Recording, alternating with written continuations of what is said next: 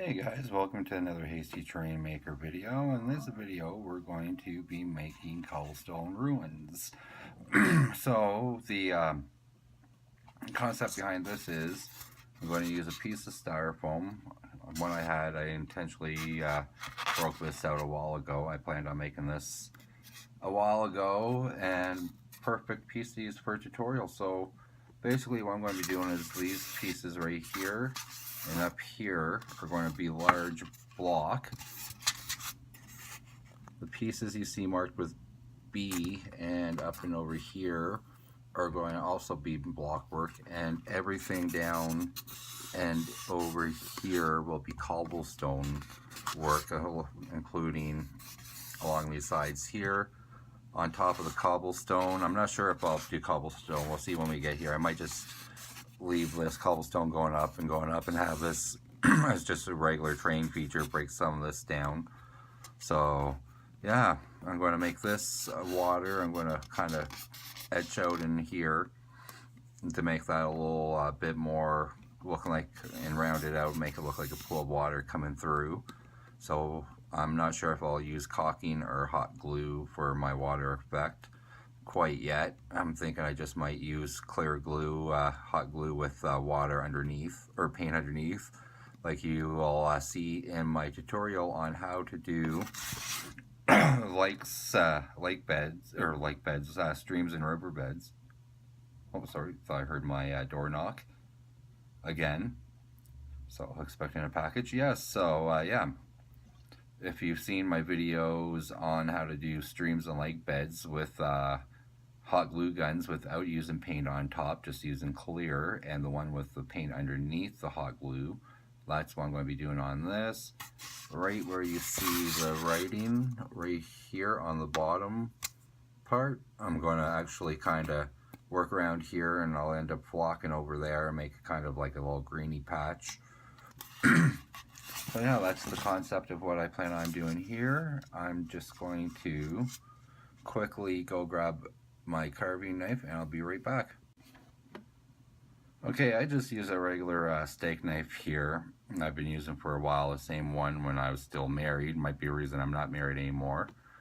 I've got a black balled pen here. If you've got a pencil, charcoal pencil for drawing, not a regular pencil, that's strong enough to indent but not going to break and going to be dark enough, that's a much better idea than using a black pen, but I don't have any of those. And you should have a vacuum handy, because this is going to make a bit of a mess, and if you're married, your wife will kill you, your girlfriend will kill you. I'm single, so I don't have to worry too much. I can vacuum once I'm done. So yeah, what I'm going to do here to keep my bottom base on an even keel is I'm going to take some just plain paper. You can use loose leaf. I'm going to match it up. First, I'm going to get some tape here on my fingers. You can use a ruler. I don't have a ruler or a stick. Usually I use a meter thingy, like a little distance ruler for Warhammer Age of Sigmar, but I don't have that, so I'm going to just line this up and try to make sure it's nice and straight. Put a little piece of tape. Going to bend this around nice and tight. Try to make sure I'm straight and not. Okay, so I'm going to just tape across this end right here, and I want it straight with this rock because this is going to be two different layers. I'm just going to take my ballpoint pen and gently right now just go across that piece of paper. I'm going to come around, and there I go. Peel back my tape now and paper. I'm pretty sure I have a steady enough hand. If you have a steady enough hand to do this without messing up, go right ahead. But I'm pretty sure I got a steady enough hand to make it around to. Just hold on, I want to get this part precise. I'm only going to make this line here, go to this corner, and on this back I'm going to measure to the top here where it breaks and come down here and make these small little bricks and then continue larger bricks across. So really quickly I'm just going to take that tape I was using, straight, oh, wrong sided, so here, let's use, I just need to make sure this is straight enough to make 2 lines. I'm straight enough hand to meet up, so 1, 2, and even if I want to go through the hole to give myself a middle guide,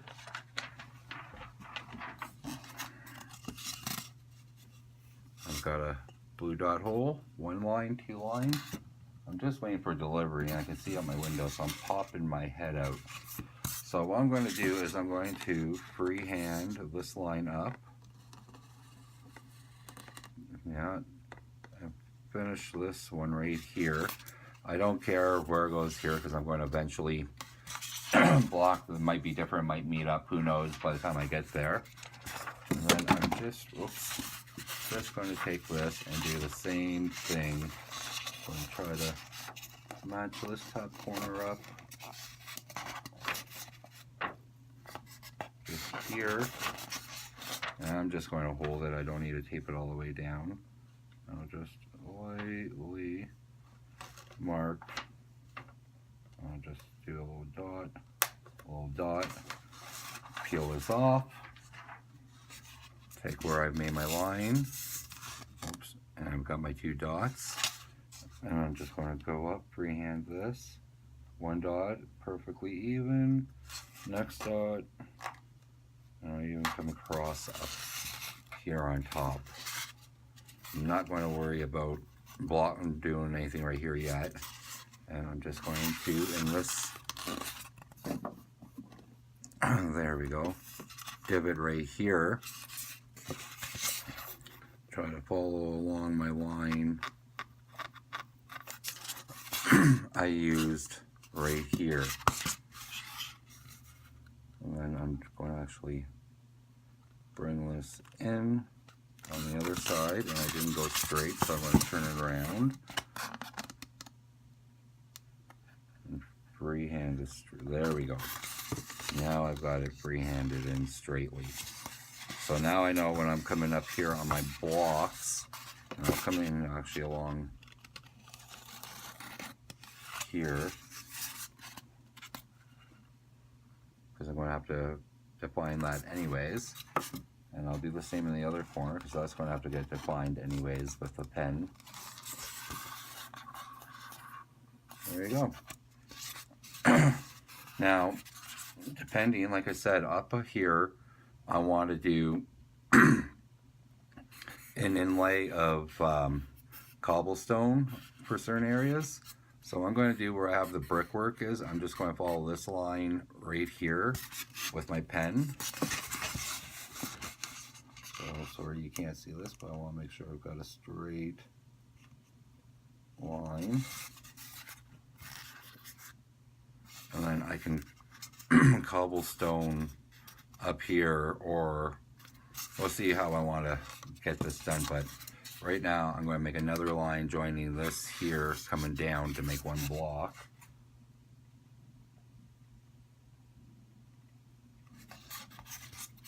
As you can see, but now we need to find on here somewhere where we want to make our first block meet.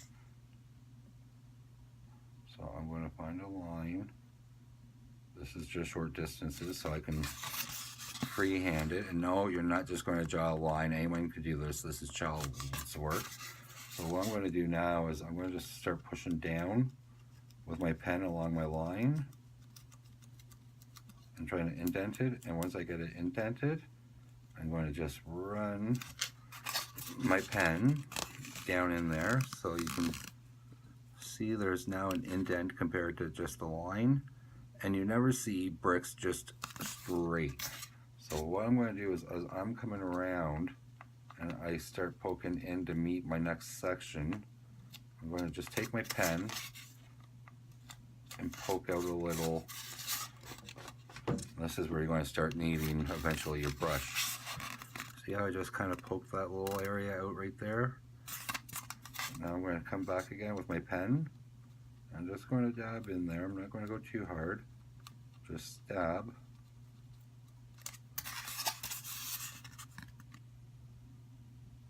And now you've got more definition at the T section. Still not done.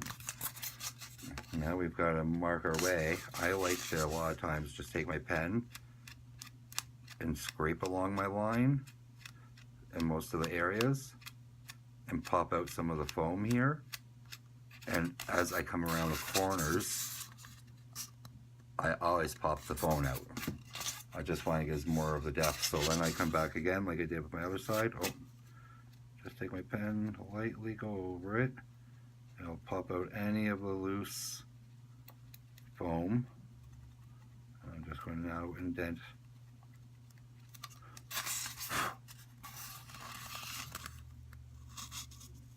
And that's the first part of my stone. So now I'm going to come around, take my next little piece where I've got it broken through, and I don't think I want to pop that out yet, or pop it out. We'll see if I do. I'm going to come down, pop this corner right here out like I did with the other one.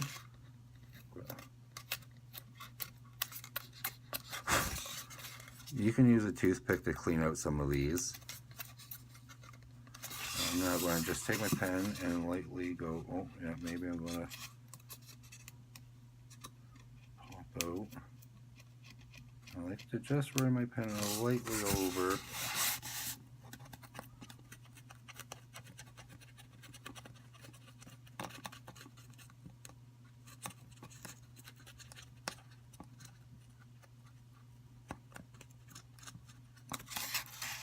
Okay, so as you come around, you have your first brick. And I just tend to repeat this, breaking it up. So what I'll probably do is I'll look, okay, my next brick I want is going to be right up here. I want it overlapping a little bit, but I don't want this logo here. And we are making ruins, so this is where your knife comes in, and I'm just going to pop out that part here, come along here, give this a little poke out. My knife, rough over it a little bit, kind of give it a. You can use a green scrub pad, you know, for what's the word I'm looking for? Sanding pad, one of those light green sanding pads, and come over afterwards. I don't have one right now. I need to make a dollar store run because I want to do a tutorial on rock facing from foam, and I don't have the proper stuff to do it. So, because I definitely need to sand the type of foam I'm going to be working with, I definitely need to sand down. Oh, hold on here. Sorry, guys. Oh no, it's not like someone is yelling. They're not there, but I am, and no, it's not. Okay, so I got that part on the outside and a bunch of this taken off. So now I'm going to come around on the inside part, and I'm going to do this kind of the same. I'm going to just take off a little bit of this. See how that lot of that's now gone away? And then I'll just, with my knife, make it look like it's been a broken off section. Because we're doing runes. Let's pull this out of the way for a second, move this foam. Some of it's going to get all on my floor. I don't have to worry about doing a video saying my wife's going to kill me till I vacuum it up, because I don't have to worry. And there. Now that's all pretty much gone. Oh, I'll just take my fingers and. So when you're doing breaks and that, try to not have straight edges. Try to bring these up just a little bit. Either take your knife or use your finger to scrape across it, scar it up. And this is how you can get rid of indentations and spelling like this. Okay, now I'm going to come back, which I roughly wanted it right around here going up. So I'm going to freehand this, make sure I'm going straight.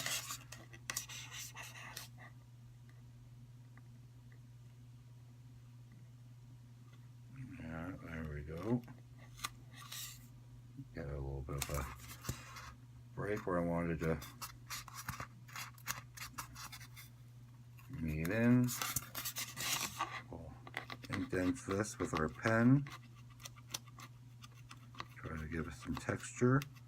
And this is a similar technique to what you're going to be doing with your cobblestone, and yet different, because when you're doing your cobblestone and you're making your circles, you'll see you're not doing just indentations. You're taking the back of your pen and you're trying to push some in, or you're finding something else that's smaller or larger to push some in and have some more out to give it more of a texturized look.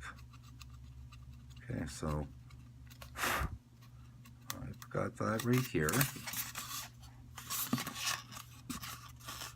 As you can see, now we've got our bottom. We've got one sitting on top. I'm going to come around on the top here and follow this line. I'm just giving a light little scratch across. I'm not.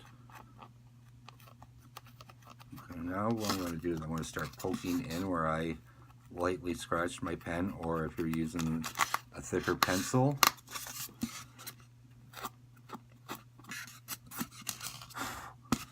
I'm pulling some of that.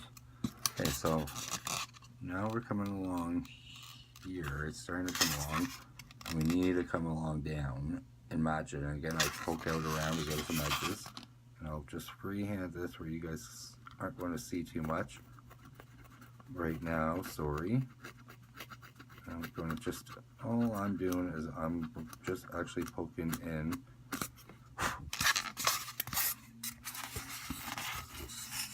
And one of the reasons I was saying I was marking the bottom is I'm going to still come back over here with my pen.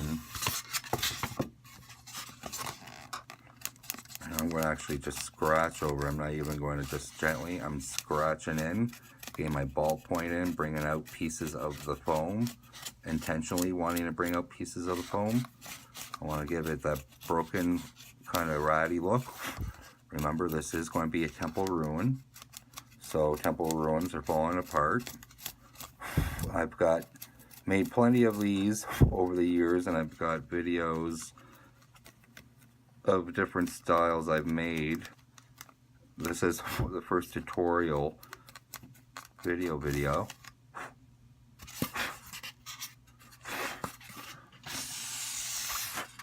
Hi guys. So there you got your first few blocks, just like that. So the next thing is I got my block here, so I'll probably come down here. You can make them as thick as you want, as thin as you want for your blocks. And while I'm here, usually I just start doing my pattern as I'm going along. I don't do one by one. And I match them up with this one right here. So what I'm probably going to do here now is take my piece of paper I was using earlier. I'm going to want to see where I want to start my next stone. I'm trying to make sure this is as straight as possible. Okay, and I'm just going to lightly run. I know that's not straight here, so that's straight on that side now. I can tell just by the way it's, oops, what I went in. Okay, so what I'm doing here now is I'm kind of, well, maybe I'm not as straight as I thought on the other side. I can fix that as I'm coming through. Okay, so what I'm going to do here is I'm going to work my way up, and I will be back in a few minutes. So alrighty, here I am. I haven't started engraving it yet, but oh, hold on here. We need to still come straight across from here, break down, and join the rock back up here, and do the same. What do I got? 1, 2.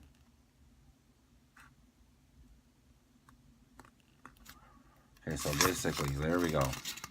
Just on the one side, I got my corner bricks going up. I got my foundation coming around, so these are all the same size. Oops, I just got pocket dialed, so yeah, okay. I think we were talking about what we were doing here. So once we get around, these are the same size. I made sure they look larger. It was measured, so I got my rocks coming up here. These are just the outline. I'm not going to worry about doing this part yet. I'm going to go and I'm going to get this done, and then we'll back and I'll show you the finished look on this. So see you shortly. Alright, so I got the first section done.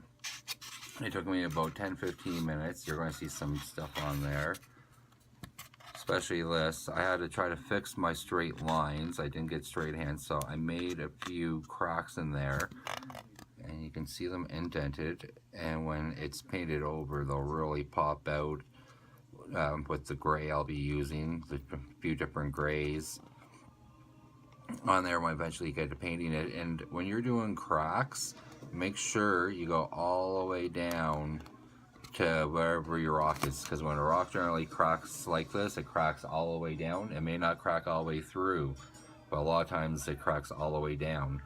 So I'm going to go and I'm going to take this side right here, and I'm going to, actually I'll be wrong corner this time, and I'll be taking my piece of paper and lining it up and going straight across to here.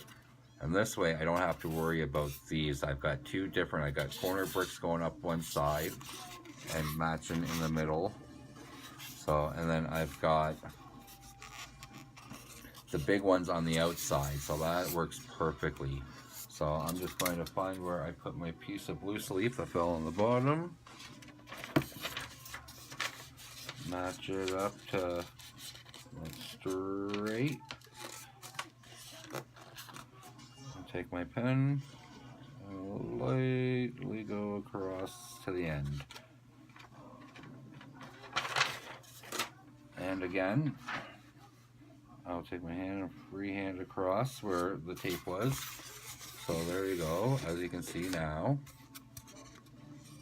I'm going to keep my base level pretty much base across on the bottom, and then I can block up here.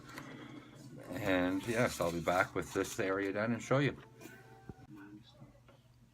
Alright, so it's been about half an hour or so, and I'm back, and I've got my insides all carved out where I want, or carved out, etched out where I want my blocks. And as you can see, it's got the texture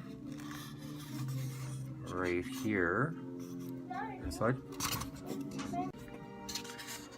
So as you can see, sorry, one of my kids interrupted me for a moment, where I want my blocks are all nice and done and etched. I've got some of the areas carved out where I want the ruins.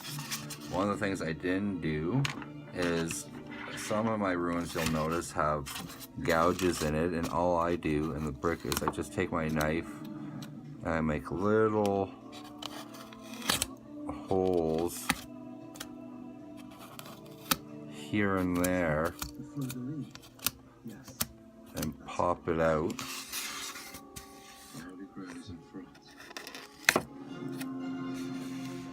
And as you can see, it starts getting texturized. I'm going to sand this corner down over here to get some of the bubbles. I'll find some way to sand this down. So, and once I have that, over here we'll pop out some gouges.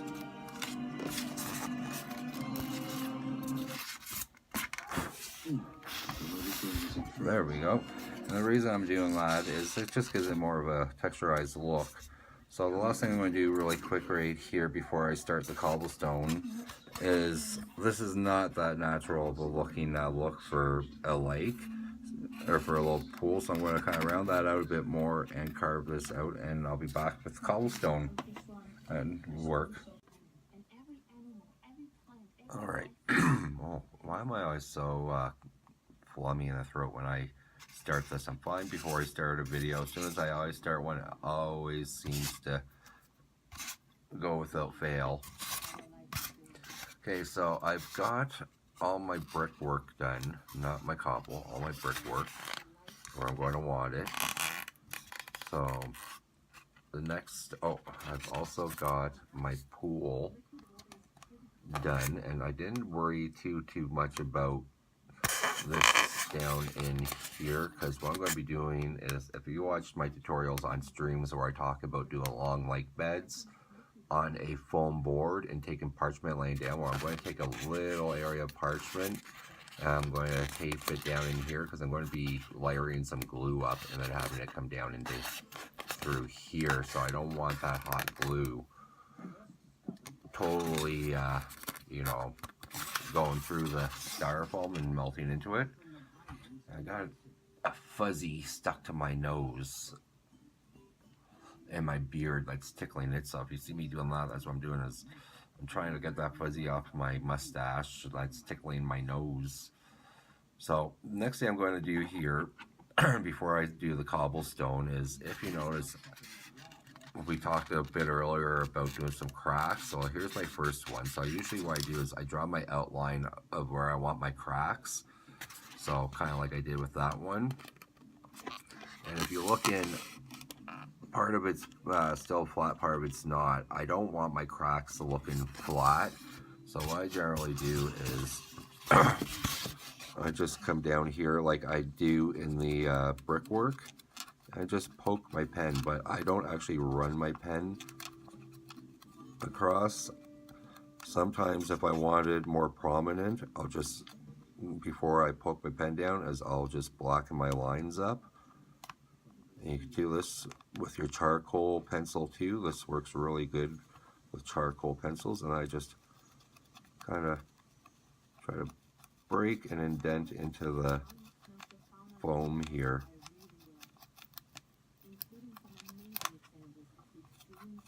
I'm going to go over where it didn't go down far enough, in my opinion, and I just push down further. And as you can see, we just turn it upside down because of the glare of that light. You can actually see the indentation makes it look more realistic than just doing it flat. So I'm going to go over the next part that's not dented down really quickly here and finish off the last of the lines. And if you want, in some of these, like over in here, if you want to break off some of the foam on the sides to make it look like it's broken around the crack, you can. I'm not going to do that. I have done that with previous ruins. If you look on my website under my Warhammer section, you'll see some of my runes down on the lower bottom, and you'll see that type of look on there. Get a sip of coffee. So I'm going to quickly just draw some of my cracks on here where I want them, and then I will be back. Alright guys, so I'm back and I'm done my cracks inside the what's it called here, inside my temple. Oh, this side right here. Just seeing an area that could be a little more puffed out with my finger. So as you can see, it gets that texturizing. You can see more a bit on this angle like you do on the brick. I came into some of the cracks into the gouges. I wanted the cracks going into the gouges.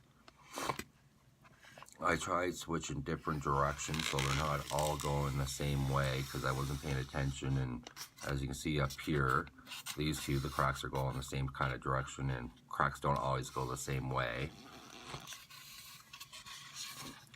I made sure I got a little bit coming up on top, and these are also not depressed. And something while you're doing that, as you're going down into your, for example, this one right here, you can go light while you're pressing, and then you can go harder in certain areas. And if you have certain areas where you see the balls popping up, just take your pen and flick them out and then indent in there and give it a little bit more of a depth look to it. It doesn't always have to be just, you know, cracks are thin areas, thicker in some, deeper in others. So kind of try to make it look more like what you probably see in nature, or, you know, what nature's taken its course on. Even if it's man-made carved brick, it's still something that was made from nature. And yeah, so we'll going to start doing some cobblestone in a second. Once I get some coffee done. Okay, so as I was saying, I want to have cobblestone up in these areas around here. And I'm thinking of cobblestoning this area right here. So, you know, if you're going to be doing cobblestone, and you're going to be doing a base like this, so we'll do this. I always try to start from the bottom. And what I like to try to do, let's see if I can get my camera here around so I can use my keyboard maybe. This is going to be a hard one. Just give me a second. Okay, it's a bit darker because the angle I need to get on my light is putting too much glare. And I need you to see this to be able to make this work. So on the side, I've indented for this big brick that I was going to have here. So what I'm going to do is I'm going to take my pen and I'm going to make myself a big kind of circle. I'm going to follow that circle up and back around, and right now I'm not indenting yet. I'm just making my circles for what's going to be cobblestone. I haven't pushed in. So I'm going to try to make your cobblestones more than just one size. I'm going to try to remember, don't worry if you got gaps, because you just take your cobblestone and you see where I've got a gap right in here. I just took my pen and marked it. Either this will pop out and give some depth, or I'll use my pen and push it in and make it look more like cobblestone as well. So I'm going to just try to make this one right in here. I'm going to want this a stone, make this a smaller stone, try to make this a bigger round circle than the rest. So as you can see, I'm not just stopping right here at the ridge. I'm coming up and around, and same on these sides right in here. And already without an imprint, you can start noticing what this is supposed to be. So once we start doing that, we get an imprint. We still have more to go, but that'll, if you want to just stop there and you want to be even hastier than I am, once you do your imprint before painting, then, you know, that's fine enough. But what I like to do once I get my imprint is I like to take the back of a pen, or find something kind of, I've taken twist ties and twisted them up where it's tight enough where I can just push and make little indentations and further push some of these cobblestone in, the smaller ones, to give it more of a depth texture. So, and then, okay, so I'm going to stop right here on this corner going out. I think you guys kind of got the concept. Let's just make sure. Okay, see how I've now got my bigger rock and that smaller rock coming in? It allows me to make a larger stone. So I'll just rough this in here. One more on this corner, roughly.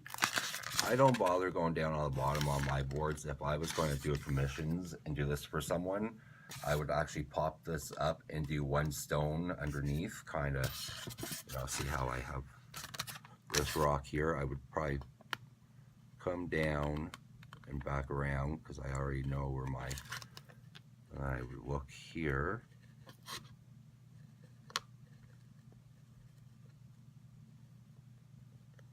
And then what I would do is, as I'm carving around, I would just break some of these lower ends off. Some of these lower ends off right in here. So it gets that around, and I go at least one layer deep, so if someone even lifted it up a little bit, it looks like a full rock. Okay, so this is on the side. What I usually do now is I usually like to come up, and let's see if I can get my camera a little more to the side without it falling down, so you can see this. I like to now usually come up and start my next layer so I can see where I'm going to be going. Again, remember, don't worry about keeping your stones the same size. You want to try to have larger and smaller stones. I'm going to just try to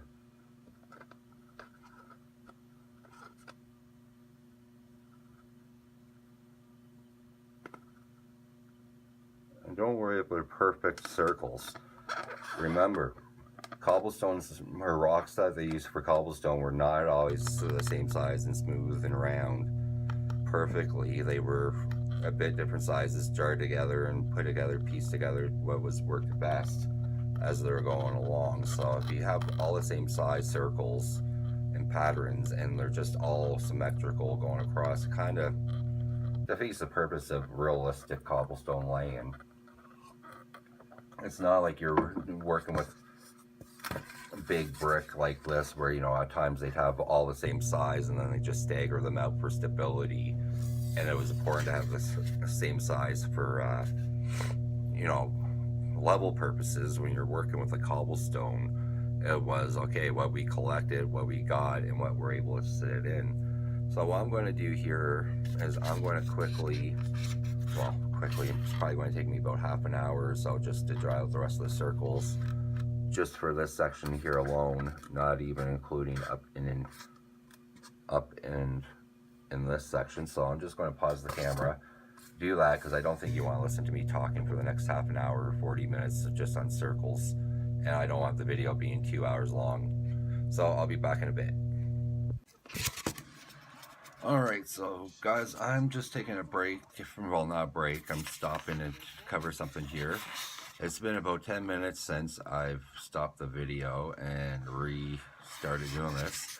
I was just going to quickly etch over on the side in the areas from the blocks. Right here is going to be kind of natural, so I wanted to get the thing. So I was thinking, if for people who face problems like this isn't a problem at all. So it's just work. If you're going to etch out your lining and try to work in, what I usually like to do here is I like to just try to find an area, and then I just start, okay, this looks like it's a good area, this looks like it's going to help. And just find some circle area here. It might take you a little time. I first encountered this before. I went, oh, what's going to happen? I'm not going to be able to match these up good. I'm going to have big, huge gaps. But no. See what I'm doing? I'm just using the size difference. I'm working myself down. So I'll come around here. Okay, this is my next. Oh. Okay, so I know this area is going to be perfect for popping out, because it's not taking the pen too well, so that'll be a good indentation spot. And see how now I've got my top here coming down, and we've almost got a complete section.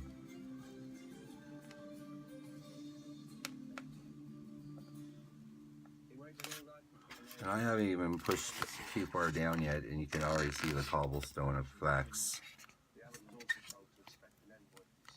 So I'm going to pause this shortly in a second, finish off all this area here, come in and do all this area, and we'll come back and show you how we do the indentations and press-ins.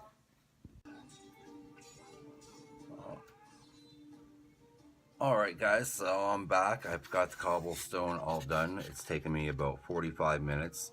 Well, I should say I've got the etching of the cobblestone all done.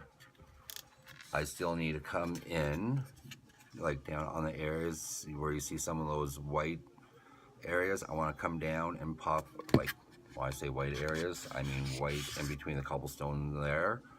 I want to pop some of those out. On top, I'm going to go around and pop some white areas out with a toothpick or a pen. For example, like this little white area here, that little white spot there, I'll go some of these small areas, and then I'll clean up my rock if I can get in there close enough. You can really see where the groove is, and this is why I said I like to scratch out earlier along the lines here when I'm doing my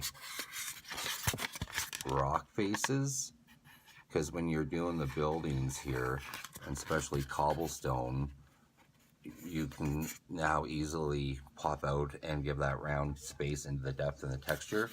So where did I throw my toothpick? Okay, just give me a quick second. I'm not even bothering to pause.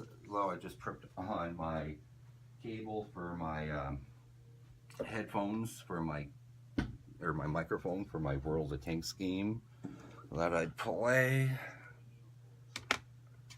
So yeah, so as I'm saying, there's certain areas that I don't want in here that I want to try to pick out with my toothpick. I'll pick that out and then I'll go back over with my pen. Sometimes I just use my pen itself to try to get some of these smaller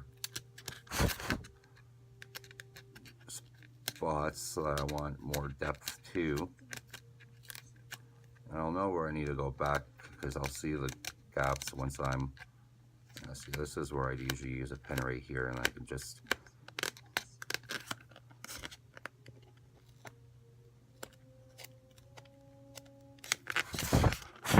you're going to do a lot of blowing motion when you're picking these out.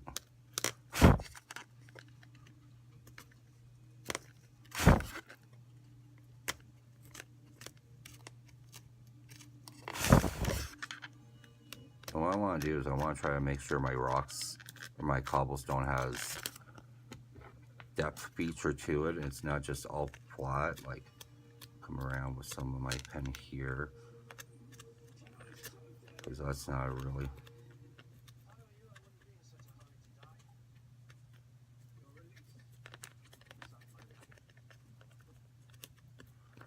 okay. So what I'm doing is, as I pick some of these spots out, I go back over and I touch up with my pen. Also, what I'm going to do once I get some of these spots out,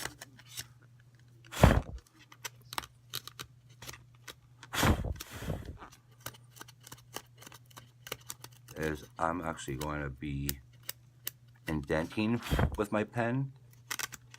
I want to get spots out like this. And this is where I'm going to be able to indent with my pen.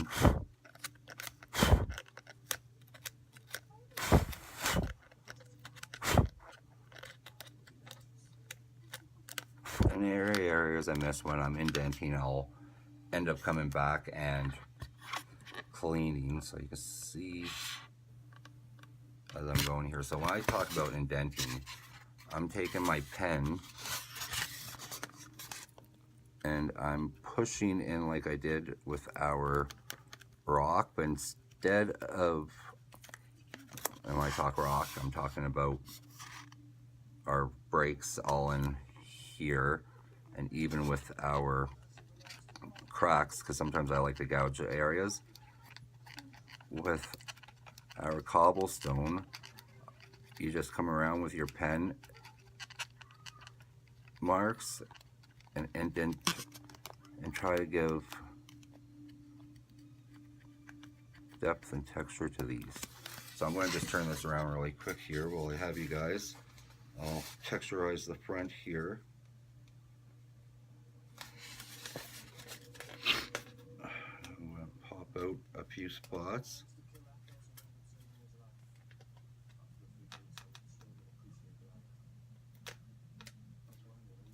Quickly, come on.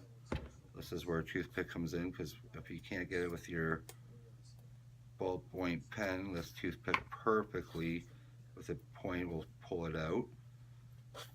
And as you pull out sections, make sure you go back over with your pen and give an indentation. And you're going to see in a second why. And don't worry if you get some pen marks on areas, because when you paint over, some of it gets covered. The ballpoint pen and a charcoal tend to still come out underneath the paint. That's why I don't use blue or red or any other funky colors. I just use black if I don't have a charcoal pencil, because I made that mistake. I didn't realize that on my very second rune, but it comes back and yeah, it does not look anywhere as realistic at all. The black, on the other hand, works like a charcoal. So if you can see now, these rocks are looking more cobblestone-ishy instead of just flat looking. So I'm going to go and quickly finish up those areas and clean up areas and make it more smoother, and we'll come back and we'll get ready to do some painting. Well, actually, yeah, painting first, and then I'll do the hot glue in where I want the glue. Alright, so I'm done, thankfully. One thing I forgot to mention on here is I hate doing cobblestone. No matter how much I'm doing it, as I'm doing it, I hate it. It's time consuming. This took me about an hour and a half in total between etching out the design, pushing down, and cleaning out, and I still haven't even gave a full push down. This is what we're going to do here, but this is the cobblestone etched out, not just circled in. See the texture on this?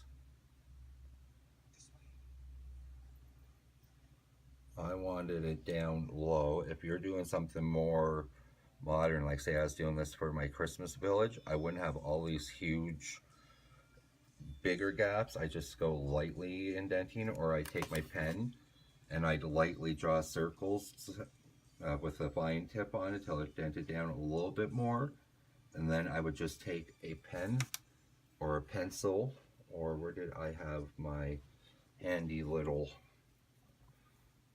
I just took a twist tie and pushed down on it.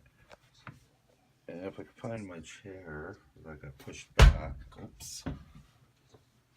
Alright, so all you really do is find some stones like this.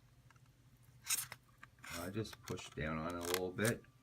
This is for a bigger one. We'll find a bigger one right here. I'll take my pen and I'll just push a little down on it, not too much, just here and there.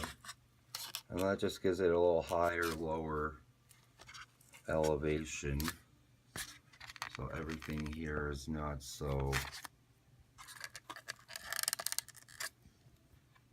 as you can see right here, I just pushed this corner one down. And you can see how it's a bit lower now than the other one. So you can go across your board, do some of these push down and print it so they're not so, like this one right here. Let's give that a bit of a push down and let it pop back up, and see again, it just gives you some different elevation and texturizing. I'm not going to do too much on this one right here. I already did some while I was coming across here on this side, texturizing it. And I want it looking like it was once it's going to be finished, it's going to be darker brown, like different colors of brown here. And these are going to be a gray stonework. And once we get the stonework done, or the painting done, then we'll start blocking. But one more thing before we start doing painting here, let me grab a quick drink of coffee, is we're going to take some parchment paper that I already cut. I fitted it into this before I cut it. Remember I said I'm going to be putting a lot of glue in here, so I don't want to have it melt through, and I've done this with my boards. So I pushed some parchment paper down. I did a little drawing or outline of where I want it roughly for the lava. So, or the lava, the water that's going to be coming out. I'll be cutting a little strip off right here and doing the same thing with that. And get this, I'm going to just actually tack that down with some hot glue. So, in that way it has a, what's it called? What am I looking for? It's going to hold it down, so when I'm doing my glue and working with it, it's not going to be pulling it up. So here, let's give this a quick shot, just a quick little shot. My glue gun's just trying to warm up, and I'm not going to worry about the sides as much, because that's just going to get stuck on there as we're working with it. So I want to go quick here. I'm trying to do this with my wrong hand. Okay, so I'm going to get that tacked down. Perfect. It's going to melt into the board a little bit with the glue. That's fine. I told you that was going to happen in another video too. And see, now when I put my water in here, my clear water, I'm going to end up putting painting on there that blue black I did on my stream underneath to give it some depth, and I'm going to be painting over here as well that blue black to give it a little depth too. And I'll be just doing some clear hot glue so you'll see the underneath, and then as I'm teasing the glue and coming down and it gets lighter in some areas, it'll look like some frothy water, so you'll see the multi-depth. So yeah, let's get some painting done here, and we'll be back in about 5 minutes, which will be a few seconds for you. Alright, so we're back. I've got my water base undercoat that I'm going to be using, a kind of bluish black. It's just drying right now. I've lined up a brown that I wanted. I'm just doing a little patchwork with that. And I like to just kind of dab it all over, because I'm going to go back with a darker brown, and that kind of gives me, I'm just hasty as we know, so that kind of gives me a bit more of a, in my opinion, more, I kind of get my browns at the same time, and I can be a little more hastier. Okay, so I'm going to get some of this lighter brown off my brush. I'm going to just kind of airbrush over where I splotched spots and kind of absorb up some of that paint, because I will come back over areas with that lighter paint. So I just kind of blotch over my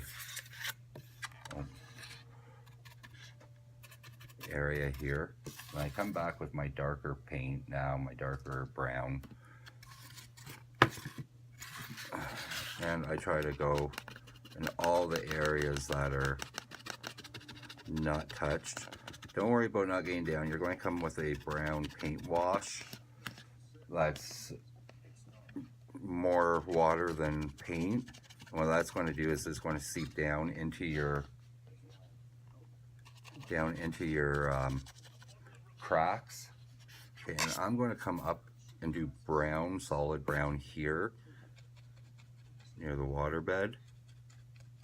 I'll get into finer detail once I get up around to the top. I'm going to come back again with another lighter brown, because when it dries it gives different textures, tones to it, so you're getting a bunch of different looking browns. It's not just one or two flat browns, because I don't come back over with polish on any of this stuff here. And I want to try to stay as much as I can away from this top. I usually don't get that touched, but since I'm doing this backwards, I can't fully see, and I'm going over all the areas in the front that are not touched with the light brown and close to my water. And I don't care if I touch a little brown on the water. I'm going to be coming back with my blue again and just touching a few areas to give lighter blue hints to my water. Okay, so I'm just coming up and over all the areas I haven't touched over here again in the corners with the other paint. I don't want to go over the brown yet that I've already, the first lighter brown I put on. I want to try to let that dry up. And you're going to hear my kids in the background, but let's not try to be too loud. Oliver, I'm doing a video, so let's not be. Okay, so I'm still coming around, touching up the areas that are not touched with the brown, light brown. We're going to get that near the water bed where you see that white. I'm just going to go with the darker brown because I'll come up again with a lighter brown afterwards and highlight that for a third color again. And already you can see the cobblestone effect coming out on where it's starting to, there I can see where it's not as blotchy. I wanted it somewhat more, okay, so there, oh, I forgot that corner as I'm working around. I want to get in here. Okay, I want to be careful as I dab these so I don't get that rock in the back. Then I'm not going to worry about getting, I want that all brown here, that's going to be blocked over. So just go around with your brown. That's going to,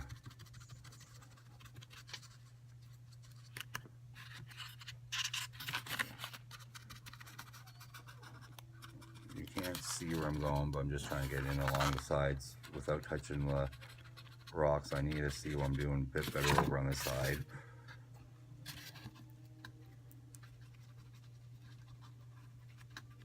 Again, we can come over here with another brown in a bit, and we're going to give it another multi-textured look.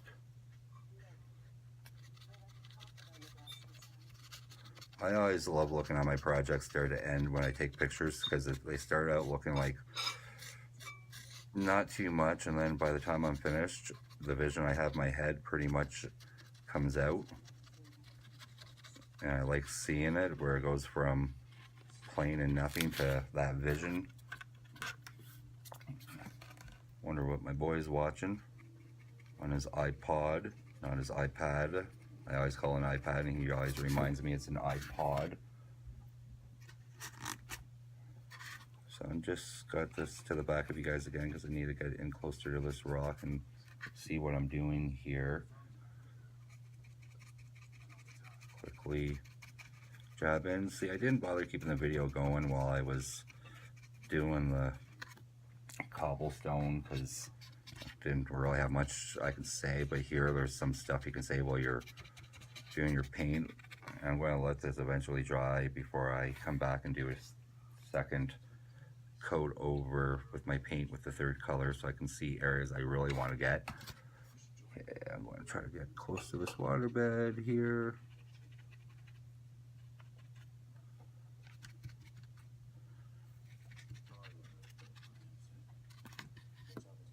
I'm going to just come back over a little bit. Actually, I'm lying with my lighter because it's starting to dry up way too. I didn't get enough where I wanted that.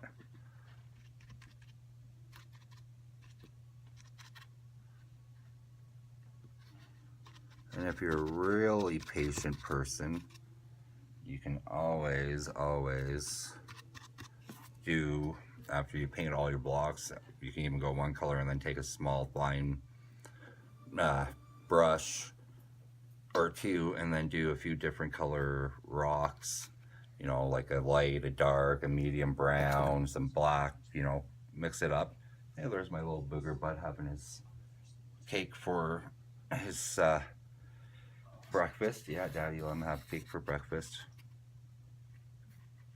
I don't have a wife to yell at me for it. So I'm just coming now in along some of the, where I put down my parchment paper, so I can hide in that brown and let it layer in. Okay, I'm just looking where,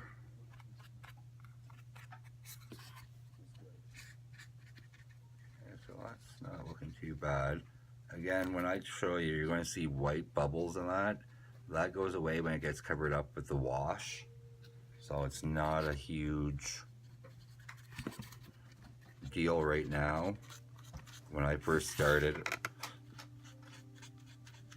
till I got the wash on, it's like, are they sure? Are they sure? I don't want these white bubbles all showing. And sure enough, when I first did it and I put the wash on and it got to seep in there and settle in, I was not doing this with cobblestone. I was doing it with rock faces, trying to learn how to do rock faces. And I was like, oh, nice. That worked. So I'm just getting this last area in here.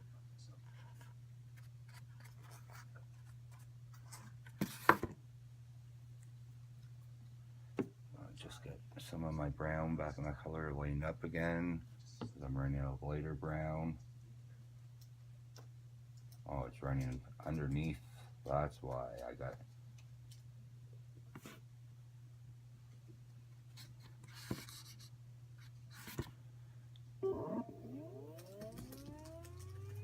So as this dries and that, it's going to actually, you'll start seeing your ballpoint pen marks or your charcoal pen mark or pencil marks.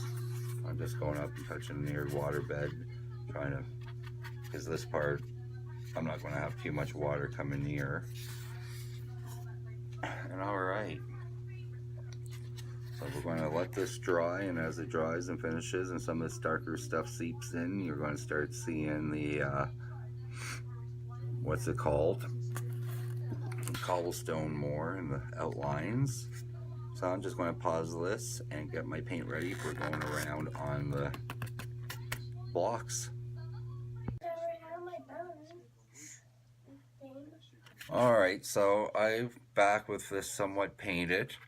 This is my first base. As you can see, it's still wet, and you can see some of the cobblestone now starting to pop out and show.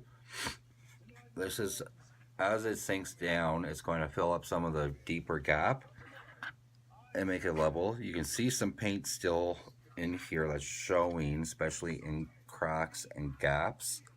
That is totally fine. Do not worry about that. So what I'll end up coming back over with once this is completely dry is a brown wash, water wash, probably 1 to 3, 1 paint to 3 water. So once this dries, I will give that a spray over, and I will seek in and get any of the white that's showing on the foam. And for the black, or the gray, I'm going to do that with a black. I'm probably going to do that 1 water to 4, 1 paint to 4 water, and get in here, and then whatever runs down will get into these back cracks right in here, like these crack areas. So that helps take away the white out of there, and it also helps take any white that gets shown into these deeper cracks right here. So I try to get in right now. You see the splotchiness in different colors. The purpose of the wash, minus just getting in there, locks in all the colors together. Once I'm done, I'll go over the gray one more time with probably a dark and a light, and just touch up areas so it gives it more of a 3-dimensional tone. And once this is dry and I come back and I touch that up, then I'll come back later with the water mix, the watered down paints, get that sealed up, and then we'll come back and work on that water bed to make it come alive. And once we get that done, we'll come in here area where it's not cobblestoned and do a little flocking right here, and we'll texturize up the areas that get the water on it. So we'll be back in a little bit. Alright, so I've touched up some of the paint here. It's still drying in some areas, as you can see. Once it's dried, and then I spray my black paint eventually over it, I'll lock it all in. While I'm waiting for it to finish drying, I'm trying to get in along these back ends now done with some flock. And the reason I'm doing that, even before locking in my colors, is that paint will just help, or black water paint will help lock in the flock more. It'll just wet it up a bit. I'm not going to be touching the cobblestone anymore. It looks like it's taking in. So I'm just going along the back here very gently with my first base of flock. So I want to get in those cracks under the brick. Don't worry if some does go on your stone work, because you're eventually, when you're going to be doing this, you're going to be eventually putting some of this onto the stone, sprinkling areas to make it look a little more like a ruin, jungle ruin. So I'm just trying to lightly tap this into the corner here. I want to get this into the grooves and cover. That's why I told you, you don't have to worry if you cover some of your paint up a bit on the bottom. If you get a little brown or something, or a little gray as you're painting near the bottom, try your best not to, so you don't have to. But so far, this is how it's looking. See on the cobblestone now, I'm getting some two-tone colors as it's drying, and you're starting to see the outline of the pen marks. And this would be the same for the charcoal. And that little lip I had here, I added some terrain to. So I thought I'd have that video seeing you guys seeing some of the two-tone base going into the back. So I'm going to take my other color right now and just highlight it.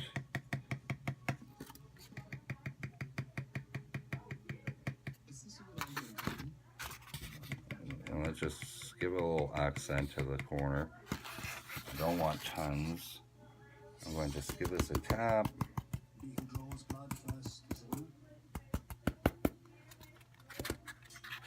There, look at that. And we're still not done. We still got the water to do. We still are going to have to seal in the two colors and get rid of the white bubbles, or the white blotches. But see how I talked about going back over with a lighter, darker color when that dries?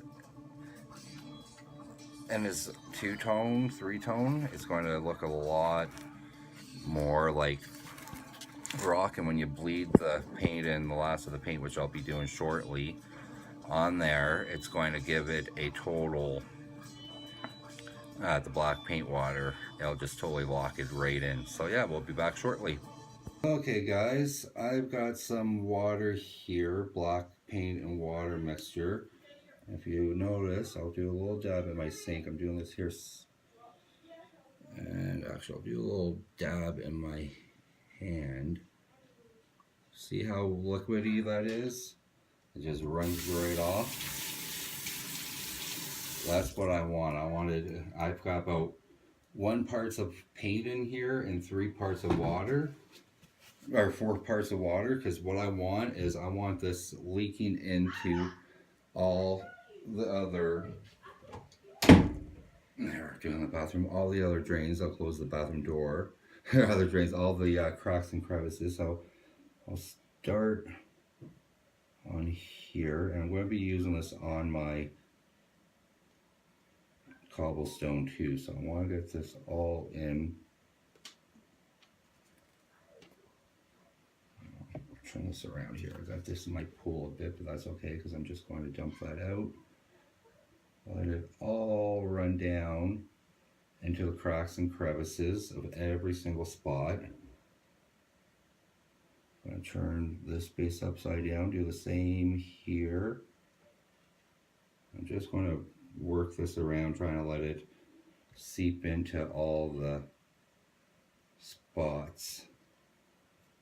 Okay, because what this does is this is going to seal in those white bubbles that you had earlier. Yeah, I'm just going to dump because I'm not worried about losing any terrain or block here. What I am worried about is missing holes.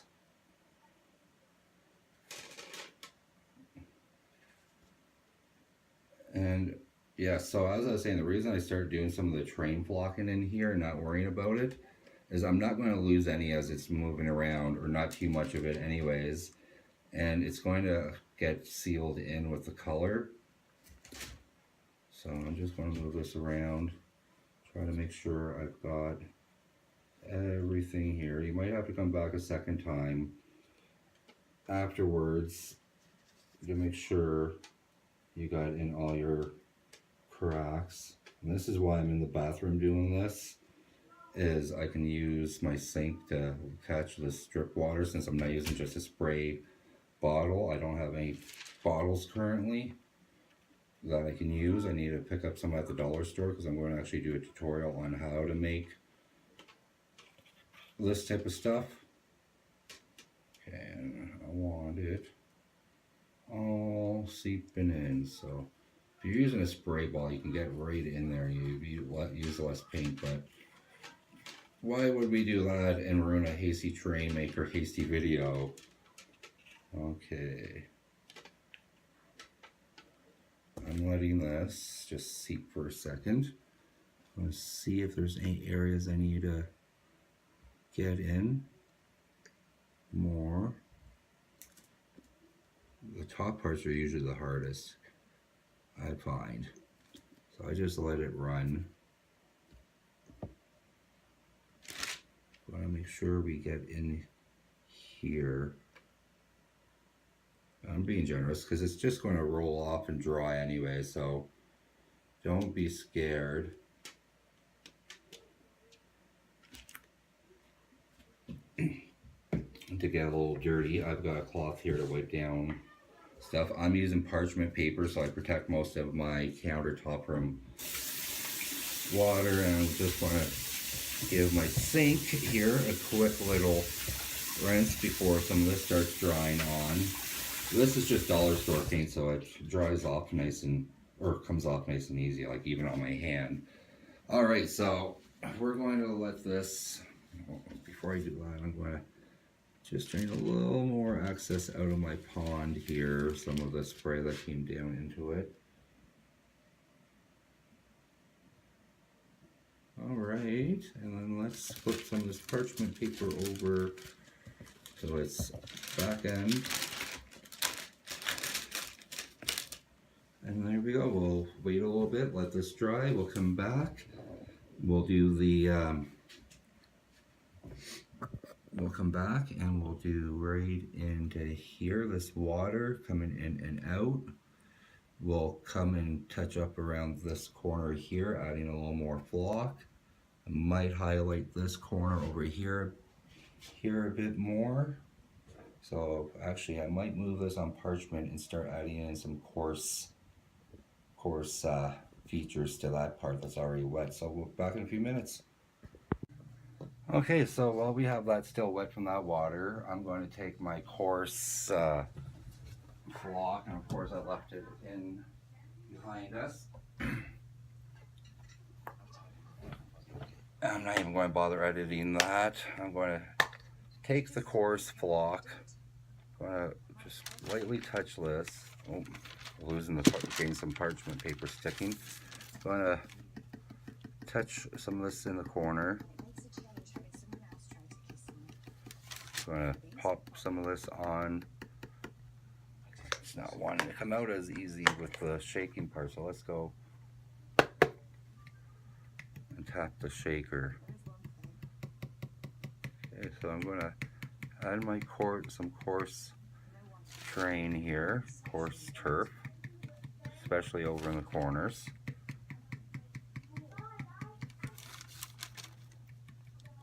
Do that down on this corner right here, and that's just getting grabbed. Oh, a little too much on that corner.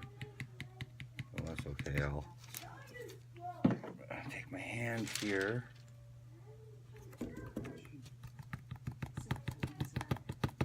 Try to tap off any excess. All right, hold on a moment.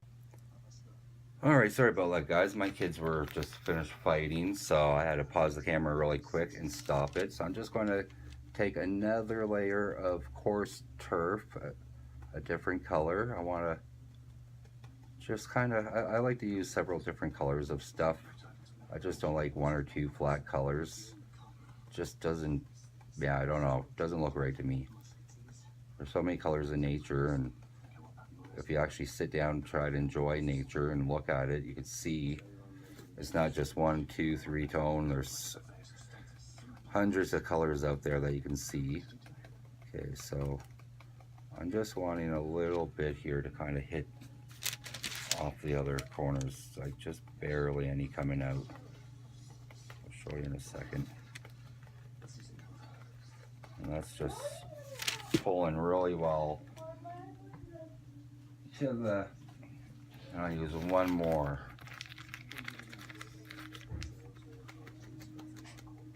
Really quickly, like usually I grab a spoon and tap this from a spoon so I have better control, but I don't know where my spoon went from the last tutorial I made a few days ago.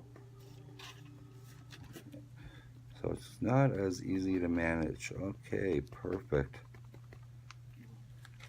Got that locked in there. Generally what I like to do when I'm making these projects is where I have the broken spots on top, you know, your little grooves, is I like to put some terrain in there, but I'm going to wait and make sure that all my top, I'll just take a little dabber next time and put little areas I can see. There's not many I can see right now, but the little areas I can see, we'll just go with a dabber here and there of that black paint. Oh, my head in the way, I think. Yeah, for the most part, I'm seeing most of the white spots getting covered up that we had going. The ones that I don't, we'll just get that paint, drop over it a bit more. Some of it ran a little too quick, and it's all on the outside, so I'm going to wait before I do any more features on the top part, because I don't want that getting ran off with that paint that I'll be working with. On the inside here, I'll work a little bit more really quickly, because this is my blended turf. Yeah, I just want a little blended turf here and there on my runes, where it's still wet enough to take this.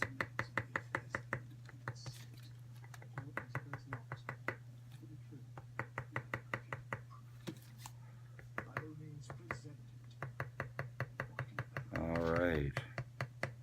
I just want enough to look like some grass and stuff is coming out from in between the cobblestone. So I'm just going to use 2 little colors here and just help accent it. And this can be the grass that's kind of, you know,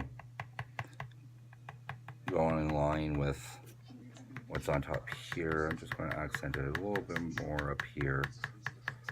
And because it's in the jungle and it doesn't get a lot of sun and it gets a lot of water and stuff, I wanted to go with some darker colors. So this is how it's looking so far. Still got a lot of your cobblestone showing on top. Your insides, where I like to scratch and carve out, is pretty much covered up. You don't see anything, so even if you did miss some white spots there, you're okay. I'm going to move this bottle out of my way. I'm trying to work with less room because of this parchment paper I have going on, so let's see if I can pull it under my keyboard a bit. So we still need to do the water right in here that's coming down. I have some little stones that are in there, this time some ballast. And as I go up, I'll sprinkle a little more in so it looks like the depth of that. So yeah, it's coming along, and as you can see, the different colors are starting to blend in. Still wet, mind you. So there we're coming along. Only a few areas of white, and it's mainly in where I did the crevices, these cracks and that. Oh, and there's one or two in the front, but that's not going to really, I can either fix it or I can hide it with some features. That's coming because I'm going to do some grass and dead grass, a little bit of dead grass here and there, but along the back I'm going to put some live grass. I can put some live grass there. I'm not going to do static grass. What I'm going to be using for that part is this strand, and I might put a few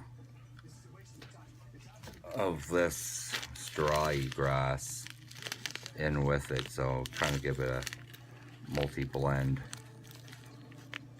two-tone look. I've done with some projects, and some areas I'll just leave it this straight fine silky grass when we get to it, but that's probably going to be in a few hours because I'm going to need to let this back area dry up enough, all these areas dry, so I can see where I need to go back and get some more of my black paint water. So yeah, so what I'm going to end up doing here is I'm just going to, actually, you know what, while we're waiting for some of this back area to dry, this is pretty dry inside. I could probably work the glue in about 5-10 minutes and start working the hot glue. Alright, so we'll be back shortly. Alright, so I got some glue sticks here. I got my hot glue gun. What we're going to do is we're going to start the pool of water. I forgot I did a little carve out here, up here. I wanted for some water running down into my pool. I'm going to wait right now before I do that, and the first thing I'm going to do is I'm going to start filling that pool up with some hot glue. And I'm just going to make a little circle. If you're going to pull your strand of glue, pull it along your water base. I should have my toothpick still laying here somewhere. So where did my toothpick run off to? Oh, lovely. Shouldn't really matter too much right here, but I'm going to eventually need my toothpick in a few moments. So I'm going to have to find out where my toothpick disappeared to. And we'll find it, pause it, find it when it comes to that moment. Okay, so and that's starting to dry a bit more. I'm going to come down with a bit more of my glue and fill in the whole gap of where it missed. Bring my glue strand back down along my water base, and as I'm letting that settle, there it is. I knew it wasn't too far away. We're going to pull it out. Yep. Just some of that water still wet inside.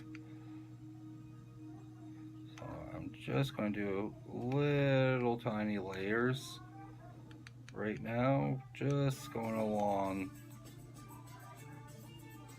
my water. So once it starts settling in here a bit, try to see if I'm not worried about any of the swirls or that stuff right now, because that's just going to get covered up with even more water as it comes along. Oh, that backlashed on me, on my strings. And because the bottom's still a little wet, this isn't completely heating, but once again, what would be a hasty terrain maker video without me doing something really hasty? So that means before I start the top part here, I need to make sure the paint is nice and dry, like I did with my waterfall tutorial. Okay, so as we're going here, I'm going to I like the paint gun because I can move this back and forth on the paint. I can't on this. Going to come down along that top bow and fill in along the water.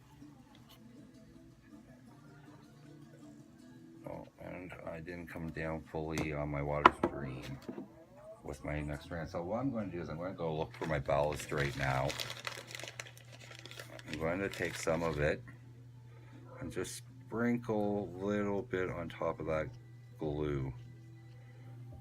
Because what it'll look like is some rocks or stones underneath. With the size of this to proportion, it'll look more like stone. So as we're going down and filling up a bit more water, it'll look like it's underneath. Alright, I'm just going to put a little more glue over here. Take my stick, because it's, there we go.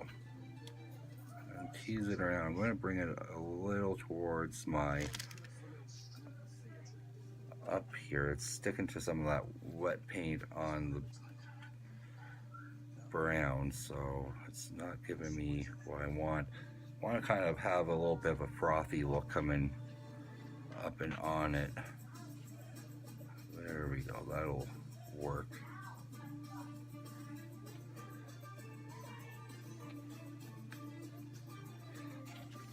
So what I'm doing is I'm bringing up this corner right here to try to make it look like a little bit of a wave.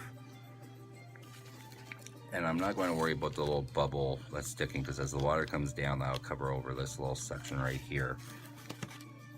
So I'm just going to go one more and bring this over and into my waterway now. I just want to guideline this like I do with my rivers, my waterfalls, so I know where my paint is and I can start working that over a bit.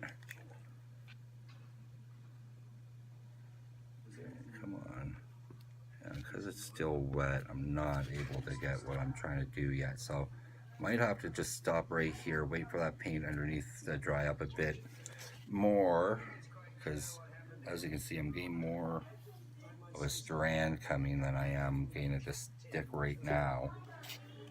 But you can see as the paint's coming over how I can still, or the glue's coming over, how you can still see in the and this little blobby cleary spot like this. Don't worry about that too much right now, because as soon as you do your next layer over that shows this, going to make this look like it's underneath the actual water, you'll end up getting it. That's where you can do some of your frothy, you know, little stick lines that I was telling you about that I like to personally do. Okay, I want to get one of these strands out of here off the side. And I'm just looking right now to see if there's any gaps underneath in the bottom that I missed for filling. Okay, yeah, that can go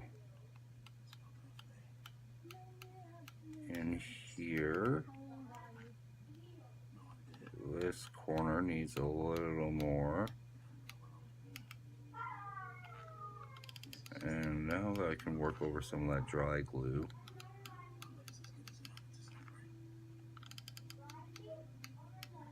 I'm just going to let this run itself down naturally. I'm going to turn this so you can see it. See how the glue's running down naturally? I want that, well, I want to pull that back so it doesn't glue it down. But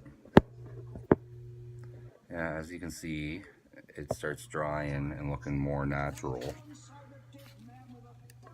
I'm just going to, since that clopped over to the next side, I'm going to just start on the top and let that run itself down a bit. I'm going to try to control this going over to this corner.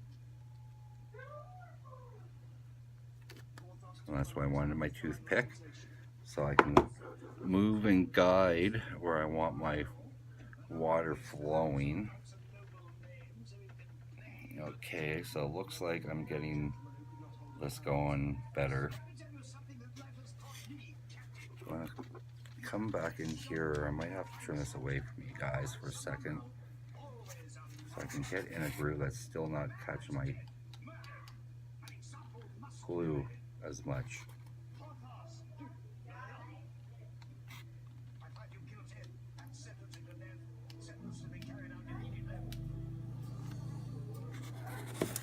So I'm going to try to keep the glue from going underneath this and gluing it down to the parchment.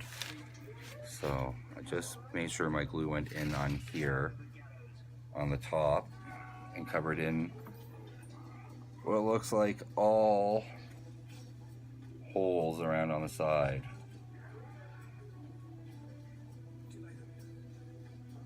Yeah, that looks okay.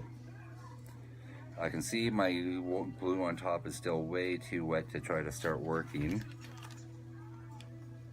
And I should be able to take another glue stick and go over that water now and tease it down.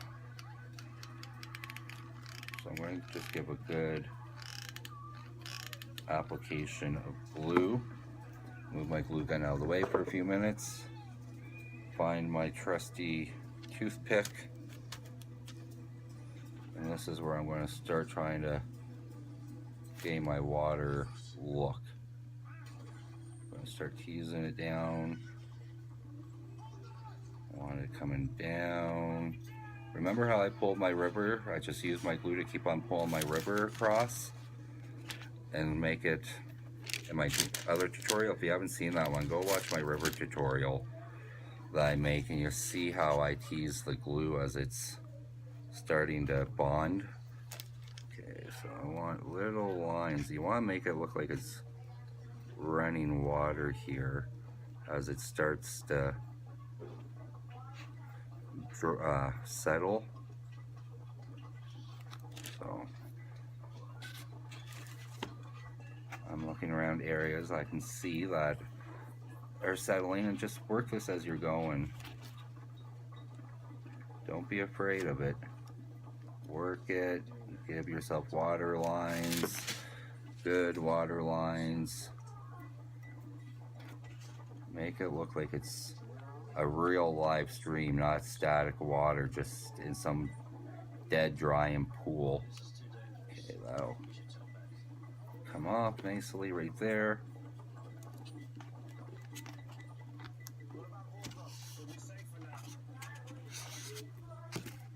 Alright. So as you can see, some of this is still coming down. We'll merge this in when we do the fall part more. I'm just trying to get the glue off here, my excess glue. Okay, so I'm just going to wait a few minutes. Oh, where's my parchment paper fell down. I like to use that when I'm using any hot glue, period, just so it doesn't burn and wreck anything. And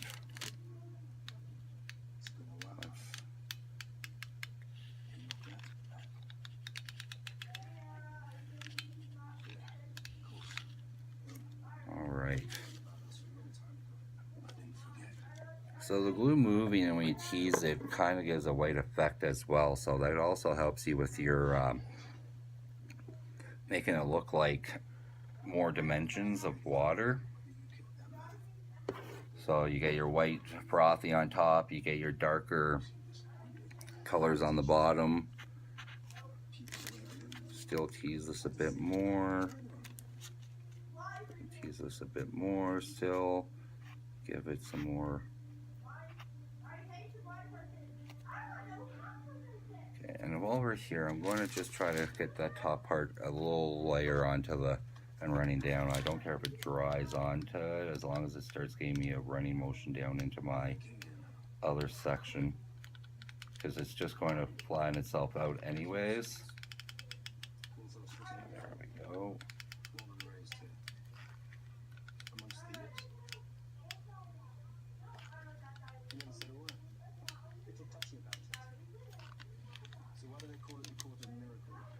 There. And where's my ballast? I might give a little more sprinkle of ballast on here.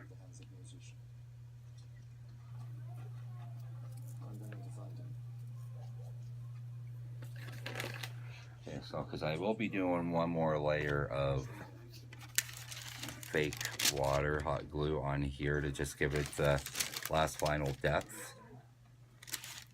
And this is why I said make sure you don't get your glue underneath glue, because it'll try to stick and glue it down. Now that you can't peel that little part up and off.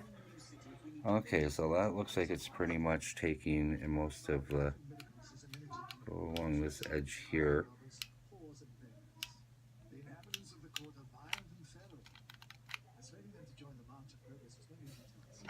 Okay, one more glue stick and I should have this completed. So yeah, we're going to give this a few moments just to try to settle down, find where I just had my last toothpick, because I know it's probably underneath. Oh, I love when I put stuff somewhere and I can't find it. Alright, found Mr. Toothpick. I just wanted him because I see a few strands here that need to go quickly. Oh, don't want to do that yet. Some of this is sticking in on me as I peel because I didn't have that bottom fully dry on the water.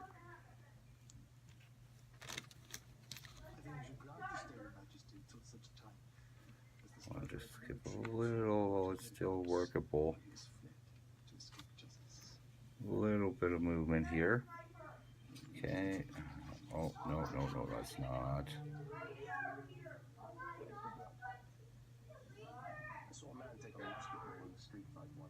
Okay, let's see if I can loop this glue around. There we go. I'll just drop back down and settle. That little strand that I saw will come off nice and easy once I... There we go. Yeah, so the reason you don't do hot glue over glue, like I said in one of my tutorials, and I thought it was dry enough to do it, but it wasn't, is anything wet, hot glue doesn't stick to that well. So, hence why I said you usually want to keep it dry. So I'm just going to... I'm actually getting lucky doing this, that how I do this, that the glue just falls back down and I can hide it eventually. From this angle, it doesn't look like much. Once you see it from above and a side view, it's a different story.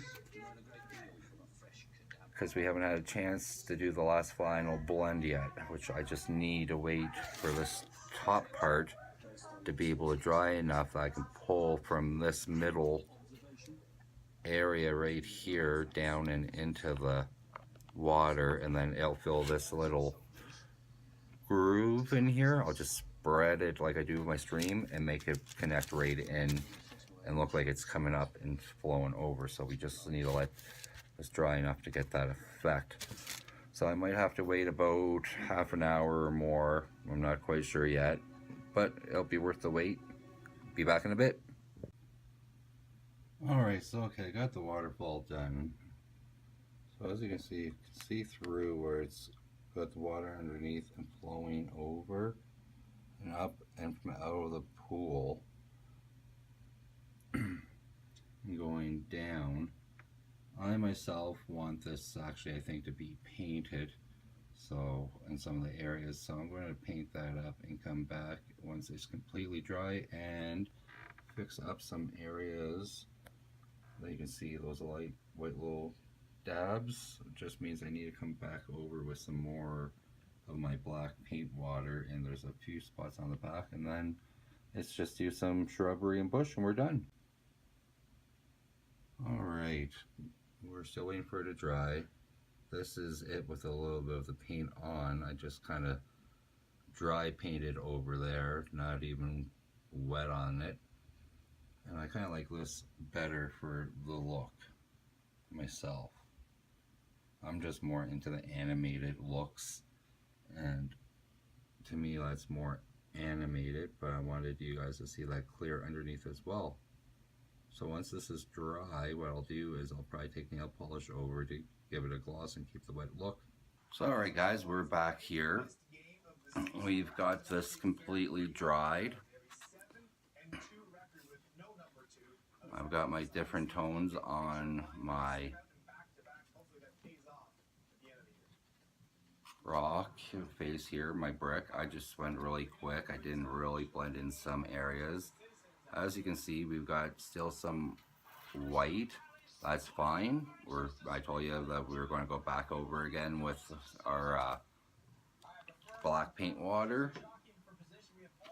What we'll be doing is when we're going over again with our black paint water, we'll be using our flock and our our coarse turf to go over some areas that we want to texturize up on and in here. And now that it's dry, you can see the cobblestone jump out a lot more than when it was still wet. So that cobblestone that we did, that you could barely see before with the wet paint, once it dries and settles, totally jumps right out. So see, look how that just pops. Here's our water. So before I start doing anything else, instead of just keeping it clear like I did the paint over, and as you've seen on my waterfall and painted tutorials, I like to go over with nail polish, because you go from that really nice glossy look when the paint's drying to a flat kind of dead look. So I like to take my nail polish remover and come back over all that and give it that permanent sheen. I'll come back over the front in a few moments to make sure I've got everything. See how it's gone from that flat to more wet. Here, I'll give another good flip that up in a second to show you guys here. Once I get, you'll be able to see the contrast between the two already. See how we now have some of that shine coming? But on this side here, it's still kind of flat. Try to get the water, it's flat, and you can see coming around to this side over here. Oh, actually, right over here, where I've got polish, it's no longer that flat look.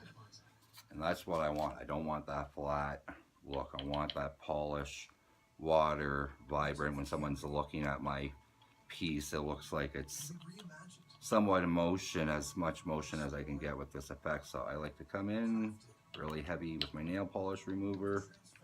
I get this at the dollar store like everything else. I pay $1.25 for this, and I've used this on probably about 30 some projects between waterfalls and lava and stream beds, and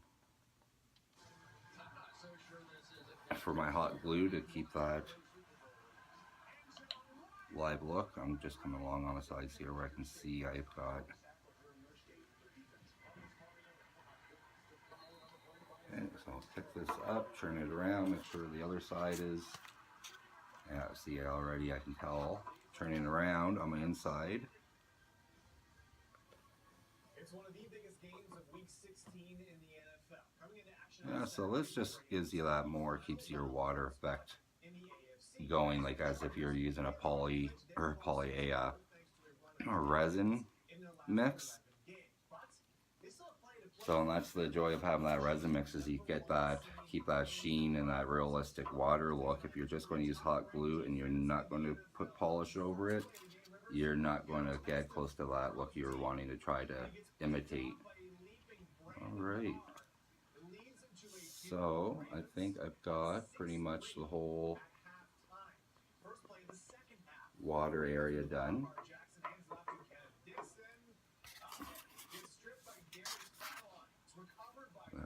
See, now we got that whole shine,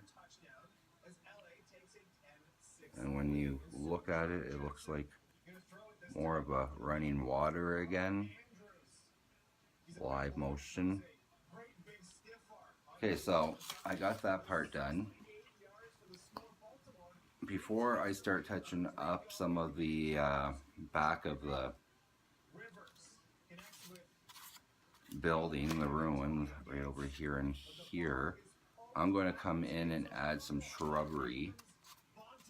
And for my shrub, I'm going to use I'm just going to use some kind of a dead grass to give a little ruiny look to it. So I've got some dead grass, and I do a tutorial on bushes with using this grass and hot glue. I'm just trying to even this all down as much as I can.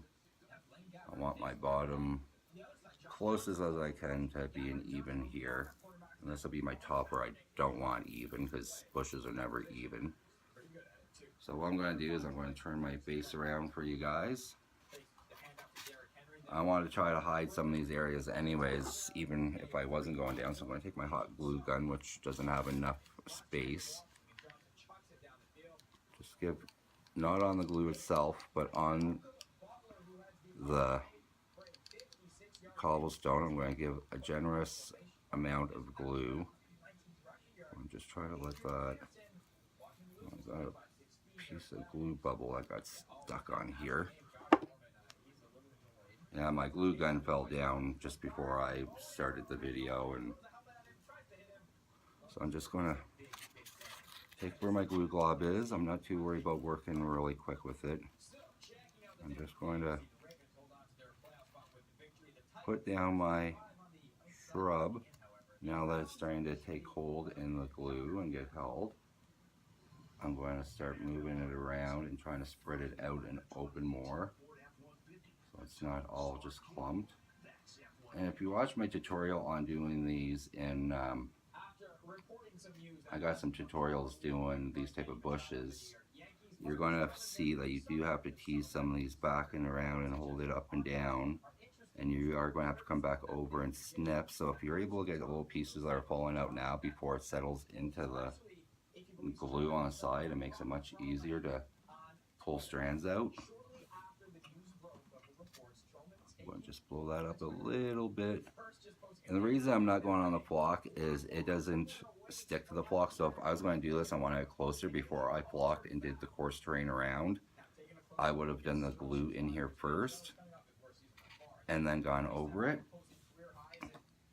And as this starts to dry a little bit and it's becoming firmer and holding up your bush, I like to come in with, that means my glue's still hot enough, I like to come in with a little bit of shrub here, or flock here, and just try to get it a little bit over onto the glue. I don't care if it gets completely covered with the glue, because I'll come back with a little droplet of water on there once it dries to the base, and then I'll come back and touch up around with a little coarse turf, for a little, you know, I'll just touch it up so it blends in. Grab a drink of coffee really quick. We're just going to sit there and let it wait a few moments and let it dry. The glue. If I can take any of these and get these up right now, because it's still workable. And if I can get that little piece out really quick. Now, see, you got time to work with this glue as it's starting to dry and kind of, I just see pieces I can easily pull out now and save myself some trouble and time with later.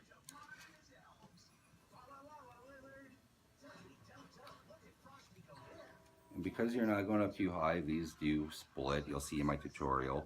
So you're constantly going as it's molding in and kind of pushing them up a little bit, trying to keep them looking good. And I see a little piece I can flick out here. I'm going to want some of these on around on the bottom. I do want that. I was going to cut a little bit up and sprinkle it in the back to look like some broken brush. But I got some pieces here that have come out that are perfect size for just being able to do that with, without having to cut, and just sprinkle a few pieces over. Okay, so this is starting to get hard enough now that I'm not able to really move pieces around, which is good. Perfect. As you can see, I cover some of that glue up. It starts hiding it. We'll come back over and completely hide it after. Not that hard to do. Alright guys, so we're back here. I've got 2 areas where I put some dying grass. As it was drying, you saw I put some flock over it. We'll come back again. So right now, sorry if this one seems choppy near this area. My phone is being a pain in the ass saying I'm out of storage, and I still got about 8 gigabytes left on it. So yeah, so I was just saying, we've got our grass or shrub done. I've got my paint water down about 1 parts paint, 4 parts water. Like it's the same one we went over here in my bathroom. I'm not worrying out too much right now today about getting in the bathroom to do this, because I'm not going to be going too much. Just want to get this. So what I'm doing is I'm just working this in one of the white areas that we had. I just want to touch up a few areas, so I don't want this too much all over the place yet. I'm going to put some areas where I'm going to get it a little more here and there, but right now I just want to touch up some of the white holes, some blue strand. Okay, so we got another one right about here. Oh. Well, that one's just peeled off paint, so that's not going to get covered. Didn't have too much areas that didn't get the black area cover in when we were doing this.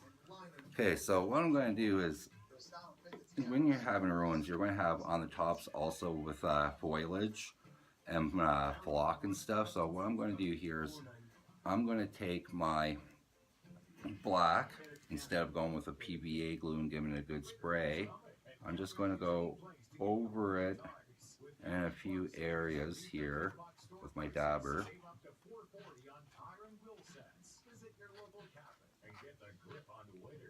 I'll just start in little sections. So what I want to do is those areas that we cut out earlier with our rock face, like these areas. If you look at ruins, go and Google any ruins. I'm just going to take my bases right here and pull that up. You're going to notice that on the top you're going to see grass growing and moss growing, and you're going to see vines going up it. You'll see a lot of different type of shrubbery and, you know, foliage. And that's what I like to do as well. So I'm just going to move this over a little bit here. And I just like to take my flock, just put a little bit on a spoon.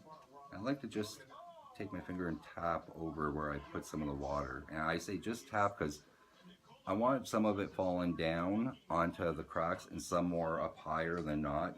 Because if you ever look, as it's falling down, you don't see as much growing out on rocks and mountain sides and that. You see it more on the top, heavier, and then it kind of thins or a little patchy as it goes down the side. So that's the effect I'm giving right here. So I'm going to quickly tap off some of the excess. I'm going to come with my second color here really quick before this dries up. And I'm going to just accent with it. Because we want people to be able to see what we're doing. Okay, so let's get some of the areas, the black that I wanted to catch. So I'm just going to tap here, try to get it blending. So as you can see here, we don't got a lot on top and only a little bit falling down in the crevices, but you're able to see it looks a little more better than just having that plain up. So what I'm going to do is I'm also going to do the fronts here, side like this, some areas on top, but I don't want to just use my black. Now I'm going to be coming because I want to get a little more bond. And of course my spray gun is plugged up and I don't have anything to really spray into to try to give it a, there we go. as I'm going on the sides, usually I don't go with my paint water because it's not going to hold it in on the side. It'll just help it dry. This is where I go. Don't usually use a PVA glue like this, guys. This is just I needed to spray some of my glue to break up the little clog in it. So this will give me the what I want anyway. So I'm just going to rub some of this. What I'm doing is in the grooves right over here, some of the glue water got in and I don't want big clump. So now I'm going to come over again with my fine turf, my fine flock. Just lightly kind of,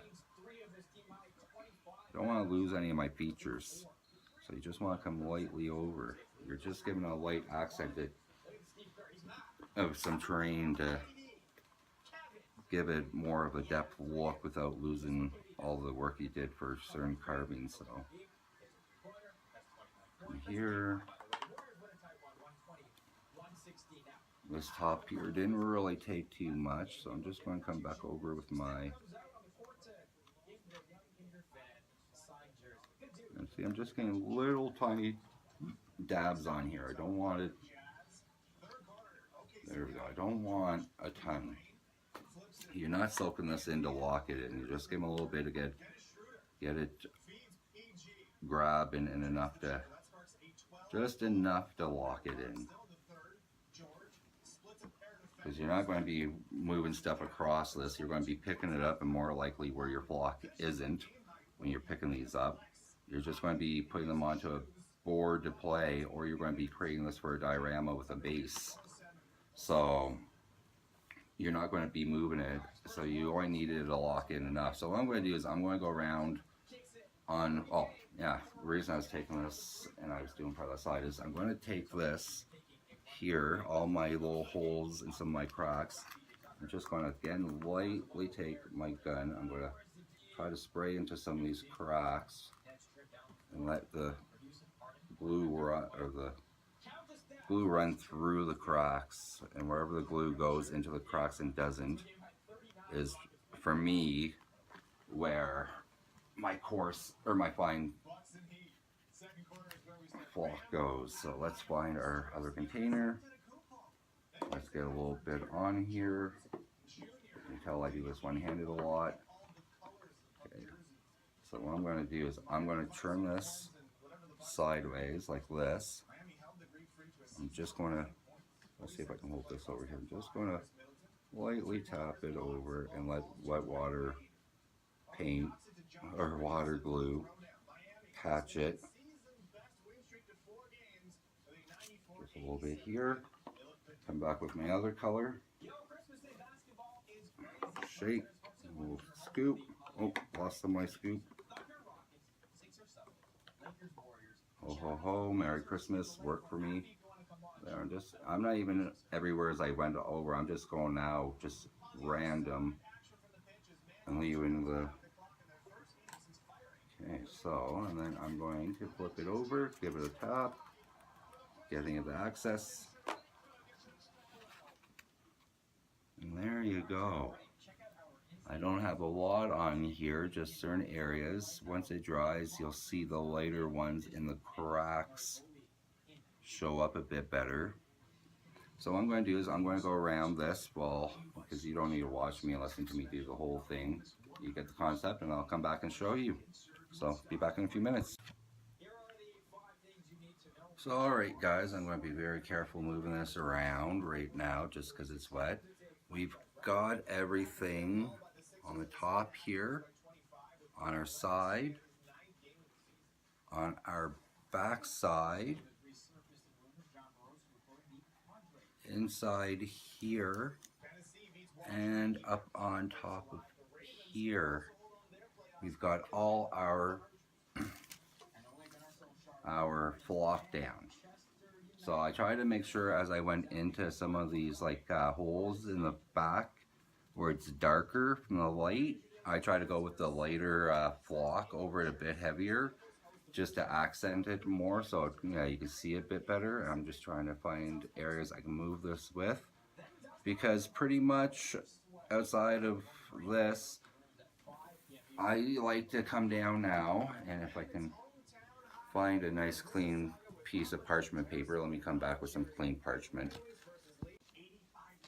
Okay, 2 more steps to go before I'm done. The last thing I'm doing is I'm locking some of this in here, and there's dual purpose. I'm just trying to go lightly over and let the water run down. And the reason we're doing this, well, one, we want to lock in our block, and I must have some glue, a hole, or a stuck a blockage in my gun, because I'm having a hell of a time getting some glue coming out here right now. And I'm not worried about the backs, I just want the top here. Okay, I want to try to get in here. Come on, let's give me some squirts. We'll be back in a second. I'll unclog this. So if the spray ball doesn't want to work for you, and today's not going my way, you just get a new spray bottle. This one here gives me a better spray anyways. I might as well lock in everything while I'm at it. So I'm locking it in, locking in my sides, locking in my back. I have this spray bottle here just for that because it doesn't give as hard of a spray. I was going to do this last, but might as well do this now.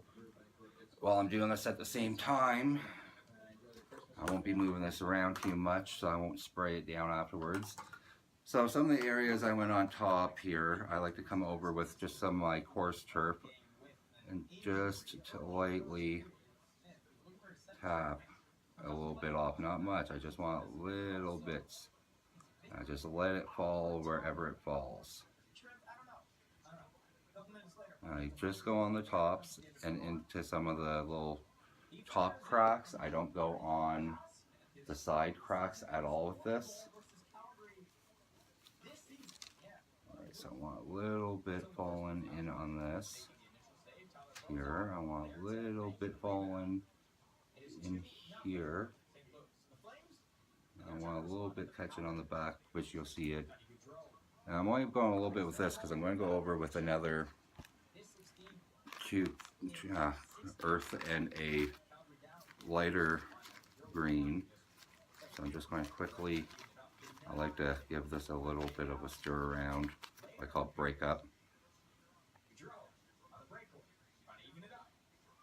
Oh, come on. There we go. Now it's going to start powdering out. I just want these on the top here. I don't want this on the side. You can if you want, I just don't want it on the side. Okay, there. I didn't get too much on the top, so I'm just going to lightly spray my top again. And the back right here. So I can catch this a little more down. Yeah, there we go. I got that. You'll see it shortly. And the reason I go with 3 different colors here is if you just go with that one dark green, it blends in with the other colors too much. It doesn't highlight as well, I find. And if I go with 2 to 3, I find I get a lot more when it dries. I go the darker on bottom, a lighter on the middle, and a medium on the top.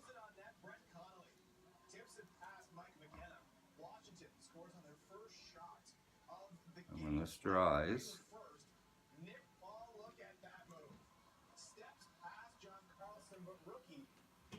you're going to see all the colors coming out. All right. So pretty much when it comes to flock and coarse turf, you're done.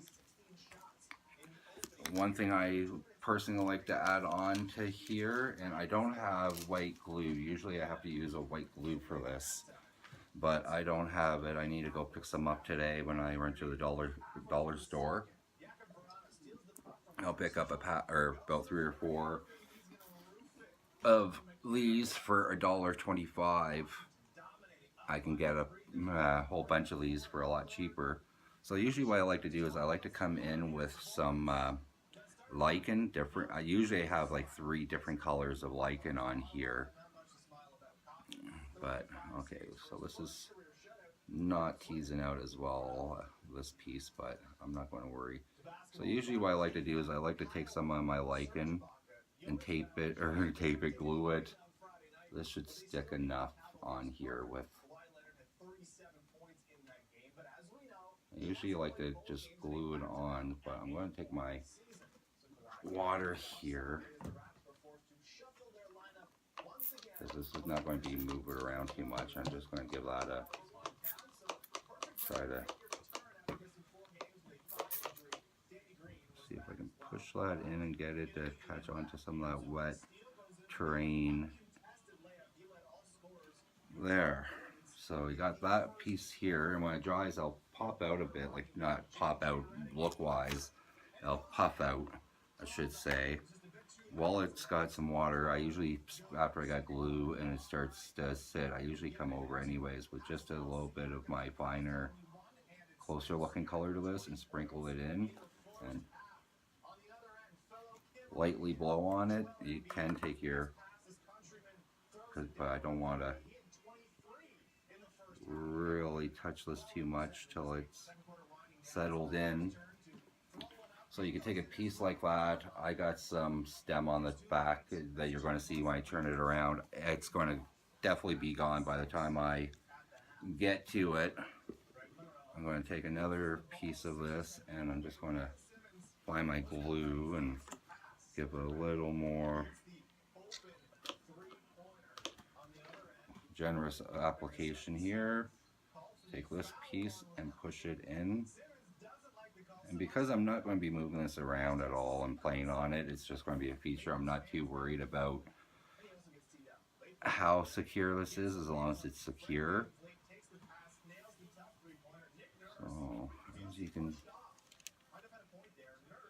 not sure how well you see this. Let's come in. We'll switch the camera around in a moment. So texturize it up, give it more of a look. See how that coarse turp on top starts making it look a lot more texturized.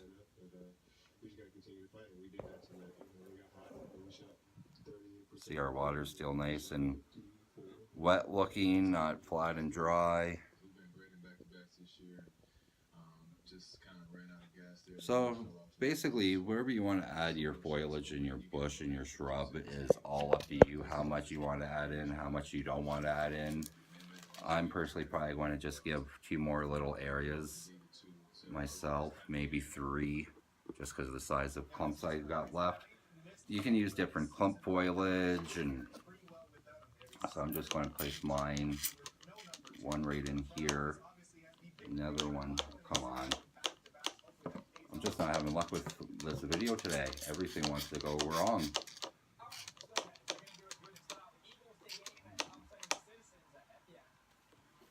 My glue's not too thick in here. I did 3/4 water to 1/4 and some glue. I know I'm getting low, but it's enough that I should be able to still, come on, there we go. Starting to anger me now. I shall prevail. So I'm gonna, don't worry about your bubbles, they'll just die away from you. Put that one there. This is the small one I was going to throw up on here. That'll be just near the dip. And I'll put another one just over in this corner. And yeah, once those bubbles start settling down, and I can give you another look here with the wet finish, you'll see the effect, and then we'll come back in a few hours to see, and then we'll come back tomorrow morning or later tonight if it's dried up enough to show the highlights. I'm just going to come over this bush. Just want to give a little depth to it.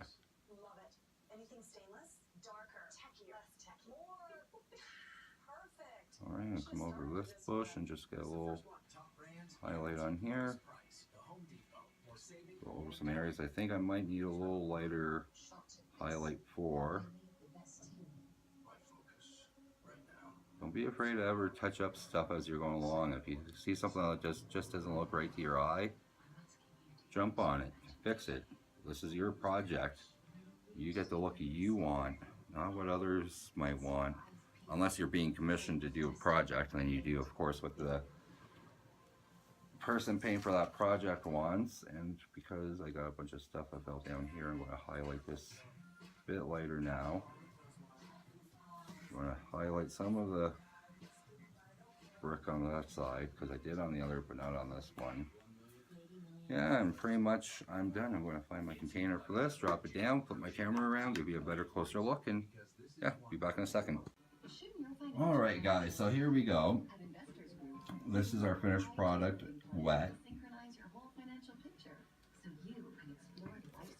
It's going to, of course, look darker as it's wet because everything looks darker wet till it starts drying. And as it dries, you'll see the layers of color jumping out at you.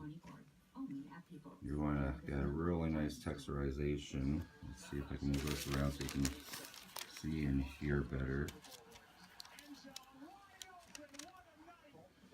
We've got this. As I turn this around, and hopefully I might have to use my bathroom again because it's got the much better lighting than this does. You can see the texture now. If you want to take some of the lichen and go on the outsides, I've done that as well. If you look at my website under my Age of Sigmar area, you'll see that some of my ruins have got, well, I did like this, have got the vine coming on the outside, but since I don't have the glue, if I had glue, I'd probably bring it down along somewhere's here, bring it probably down coming along the back, and but yeah, so pretty much this is our temple ruin. We'll let it dry for probably 12 to 24 hours, and then we'll come back and show you what it looks like. So see you short or soon. Alright guys, we're back with this now dry and ready to be placed on your board. As you can see, I went on top here as it's dry. You can see the different clump foliage, the coarse turf popping out a lot more than it did when it was wet. You can see in these holes that I made out, gouged out, some are heavier than others, and I went lighter, so you see it a lot more than you would have.